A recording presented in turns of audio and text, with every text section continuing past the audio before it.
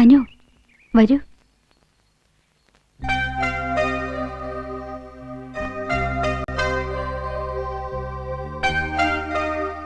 Uncle എപ്പോഴാ വരിക? ബാംഗ്ലൂർ പോയതല്ലേ, ഏതോ കമ്പനിയുടെ കൺസൾട്ടന്റ് ആയിട്ടാ പോയത്. കുറച്ചു ദിവസം കഴിയാതെ വരവുണ്ടാവില്ല. ഞാനിപ്പോ എന്താ മോളോട് പറയാ? ആന്റിക്കറിയാലോ, എവിടെയാണെന്ന് പറഞ്ഞാ മതി, ഞാൻ കണ്ടുപിടിച്ചോളാം. അനിയനെ കാണാൻ അങ്കിളിനെ കൂട്ടി പോകാമെന്നാ ഞാൻ വിചാരിച്ചത്. ഇനിയിപ്പോ ആരാ എന്നെ ഒന്ന് സഹായിക്കുക?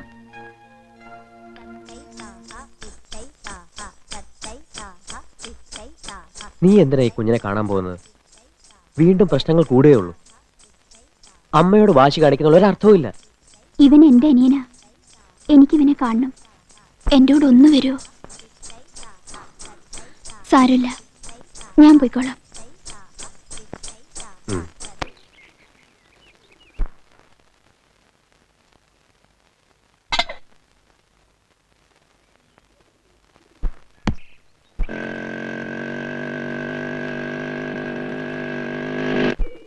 മോനെ,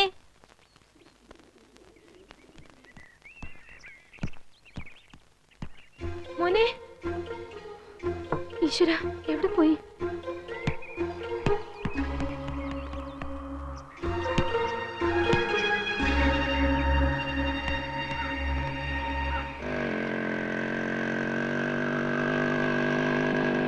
ചേട്ടാ നോക്ക.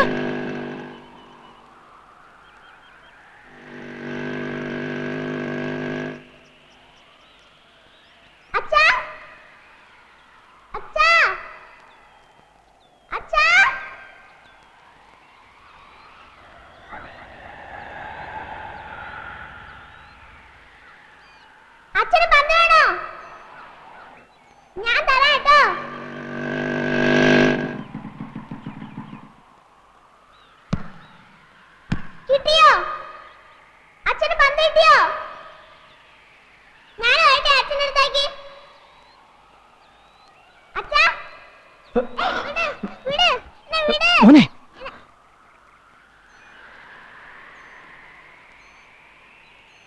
ചേച്ചി, മോൻ എന്നെ അറിയോ?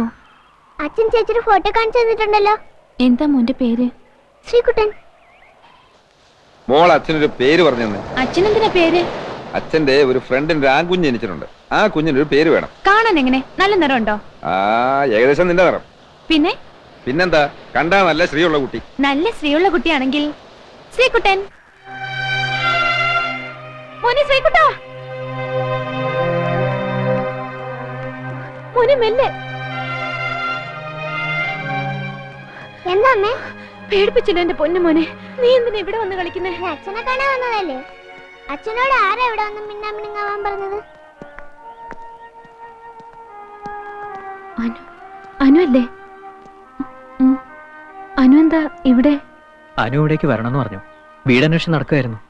തീരെ പ്രതീക്ഷിക്കാതെയാ ശ്രീകുട്ടനെ കണ്ടത്. ജയകൃഷ്ണൻ എന്നല്ലേ പേര്? അതെ. ജയേട്ടനെ അറിയോ? വരൂ.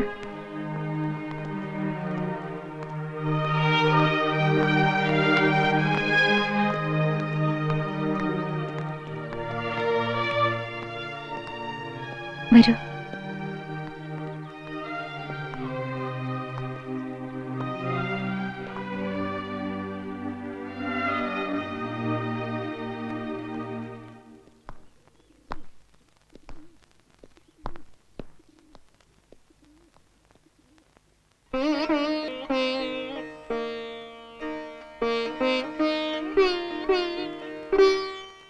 പോയി ഉറപ്പ് വന്ന ശേഷം കത്തിച്ചു വെച്ചതാ. കെടുത്താൻ മനസ്സ് വരുന്നില്ല.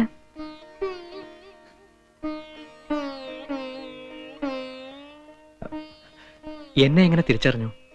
അതൊരു സിദ്ധിയാ, എന്റെ അല്ല, ചന്ദ്രേട്ടന്റെ. കണ്ടിട്ടില്ലെങ്കിലും ജയകൃഷ്ണനും അനുവും അനുവിന്റെ അമ്മയെല്ലാം ചന്ദ്രേട്ടൻ ഇല്ലാത്തപ്പോഴും ഇവിടെ എന്റെയും മോന്റെയും കൂടെ ഒരുപാട് ദിവസം കഴിഞ്ഞിട്ടുണ്ട്. ഇരിക്കെ, ഞാനിത്തിരി കാപ്പി എടുക്കാം. അനുവിന് കാപ്പിയല്ലേ വേണ്ടത്? ജയകൃഷ്ണ, അനുവിൽ നിന്നും പകർന്നതാ. എനിക്കും ഇപ്പൊ കാപ്പിയാ ഇഷ്ടം.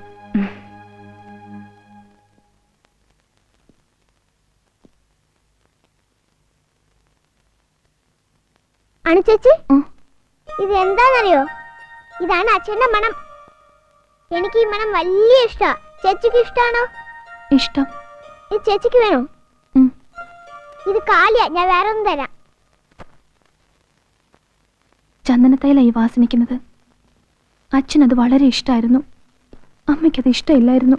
ഈ വീട് നിറച്ചും ആ വാസന മാത്രമേ ഉള്ളൂ.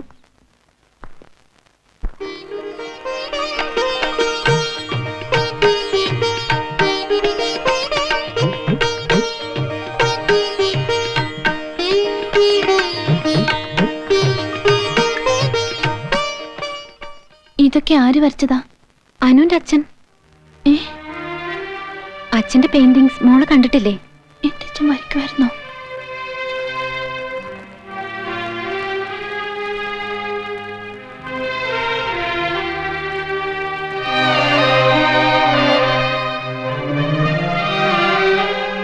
അച്ഛൻ്റെ ഒരു ഡ്രീമായിരുന്നു കുട്ടി. അത് എന്നെങ്കിലും ഈ മോഹം യാഥാർത്ഥ്യമാകുന്ന എപ്പോഴും എന്നോട് പറയും. അത് പൂർണ്ണമാക്കാൻ ചന്ദ്രേട്ടന് കഴിഞ്ഞില്ല. ഈ പെയിന്റിങ്ങും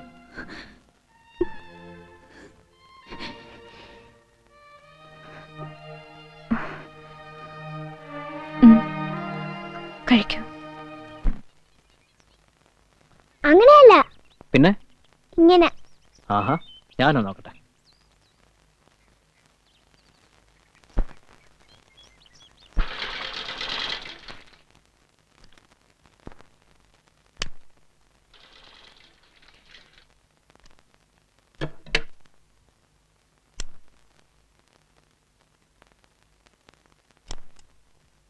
ഇതുപോലൊരെണ്ണ ഈ ഉടുപ്പിലുണ്ടായിരുന്നു, പിന്നിപ്പോയി. അതിന് പകരം ഇതാവാൻ തോന്നി. ഇത് ഇവിടെ ഉണ്ടായിരുന്നു എന്ന് എങ്ങനെ അറിയാം? ഈ ഉടുപ്പ് മോക്ക് വേണ്ടി ഞാനാ തുന്നിയത്. ഇത് മാത്രമല്ല, മോളുടെ മിക്ക ഉടുപ്പുകളും ഞാനാ തുന്നാറ്.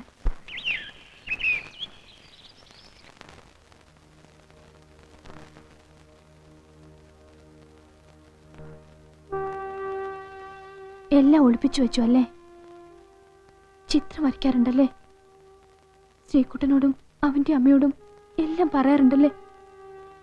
ഉടുപ്പിന് 500 രൂപയായി, 1400 രൂപയായി എന്നൊക്കെ കള്ളം പറഞ്ഞ് എന്നെ പറ്റിച്ചത് ആ ഉടുപ്പുകളൊക്കെ ഞാൻ ഇടാൻ വേണ്ടിയായിരുന്നു അല്ലേ?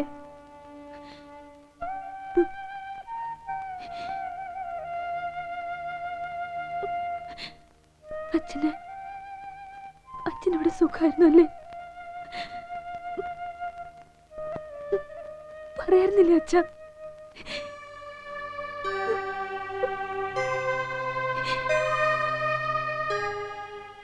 എന്നോടെങ്കിലും പറയാറുന്നില്ലേ?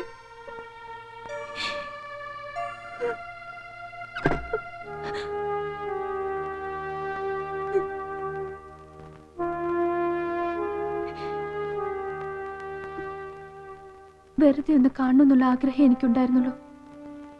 അച്ഛനെ കുറിച്ച് എല്ലാം അറിയാവുന്ന ഒരു മോളാണെന്ന് ഞാൻ അഹങ്കരിച്ചിരുന്നു. മരിച്ചുപോയ അച്ഛന്റെ ചിതയ്ക്ക് തീ കൊടുക്കാൻ ഞാൻ അറിയാതെ ഒരു അവകാശം വരുമെന്ന് സ്വപ്നത്തെ പോലും വിചാരിച്ചിരുന്നില്ല. അത്രയേറെ അച്ഛൻ എന്റെ സ്വന്തമായിരുന്നു. അറിഞ്ഞപ്പോ ആദ്യം വല്ലാത്ത ദുഃഖം തോന്നി. പിന്നെ പിന്നെ അതൊരു അത്ഭുതം പോലെയായി. എനിക്കൊന്നും മനസ്സിലാവുന്നില്ല. ഇതിനകത്ത് കാണുന്ന അച്ഛനെ അല്ല ഞാൻ ഇതുവരെ കണ്ട എന്റെ അച്ഛൻ.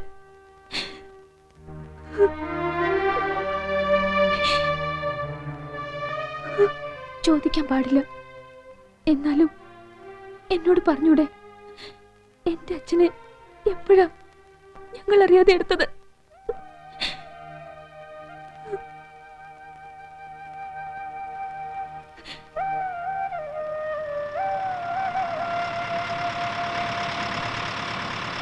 അയ്യോ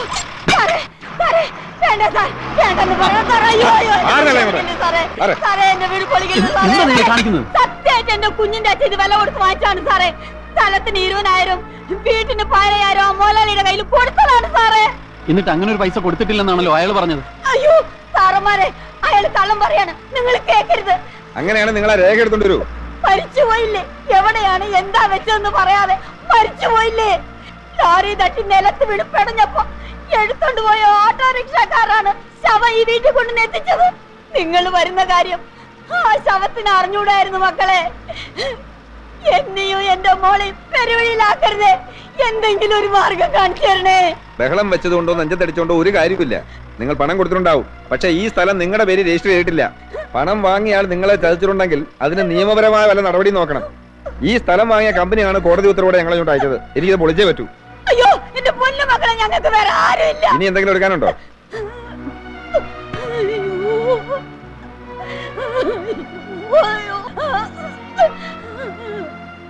അയ്യോ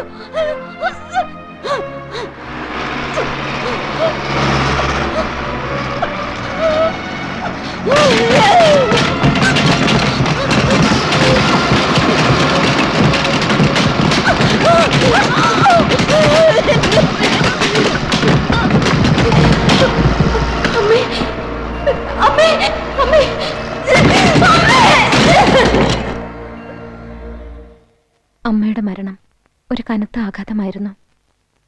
സ്വന്തമെന്ന് പറയാൻ വേറെ ആരുമില്ല. ഒരു തൊഴിലോ മറ്റു ജീവിതമാർഗമോ ഇല്ല. ഞാൻ ആ സ്ഥലം വിട്ടു. എനിക്കൊരു കൂട്ടുകാരി ഉണ്ടായിരുന്നു, ഫൈൻ ആർട്സ് കോളേജിൽ എൻ്റെ ഒപ്പം പഠിച്ചിരുന്ന ലിസി. ഞാൻ ലിസിയുടെ അടുത്തേക്ക് ചെന്നു. ലിസിയും അവളുടെ ആൻറ്റിയും എനിക്കൊരു ആശ്രയമായി.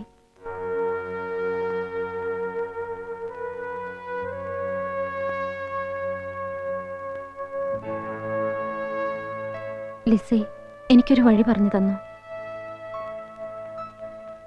ആഴ്ചയിൽ 4-5 ചിത്രങ്ങൾ, അത്രയും ഞാൻ ഉദ്ദേശിച്ചിരുന്നുള്ളൂ. അത് വിറ്റ് കിട്ടുന്ന പണം കൊണ്ട് ഒരു ജീവിതം കെട്ടിപ്പടുക്കാവുന്ന ലിസി എനിക്ക് ധൈര്യം തന്നു. ആ ധൈര്യം എന്നിൽ കുറഞ്ഞു തുടങ്ങി. പ്രതീക്ഷിച്ചതുപോലെ ചിത്രങ്ങളൊന്നും ആരും വാങ്ങിയില്ല. നമുക്ക് ഈ സ്ഥലം ഒന്ന് മാറ്റി നോക്കാം. ധാരാളം ടൂറിസ്റ്റുകൾ വരുന്ന മറ്റെവിടെയെങ്കിലും.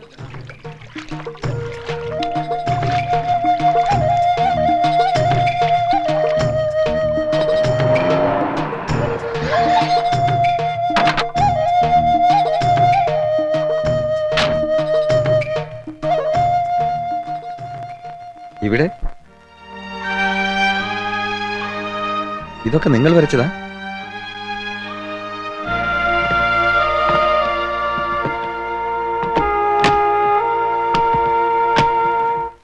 എന്റെ ചിത്രങ്ങൾ ആളുകൾ വാങ്ങാൻ തുടങ്ങി. ഞാൻ ആഹ്ലാദിച്ചു, ഒരുപാട് ആഹ്ലാദിച്ചു. കുറച്ചുകൂടെ ലെഫ്റ്റ് അപ്പ്. പ്രിയേ, ഫിക്സ് ഇറ്റ്. ഓക്കെ.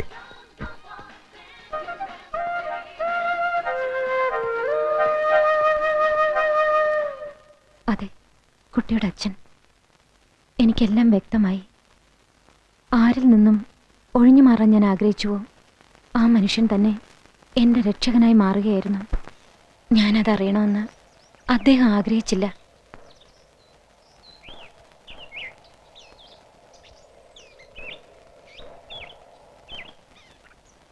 നിങ്ങളും വരയ്ക്കോ? കുറെ കാലമായി ഈ 2 മുഖങ്ങൾ മനസ്സ് തറഞ്ഞു കിടക്കുന്നു. ഇങ്ങനെയെങ്കിലും അവയ്ക്ക് മോക്ഷം കൊടുത്തില്ലെങ്കിൽ ഞാൻ തളർന്നു പോകും.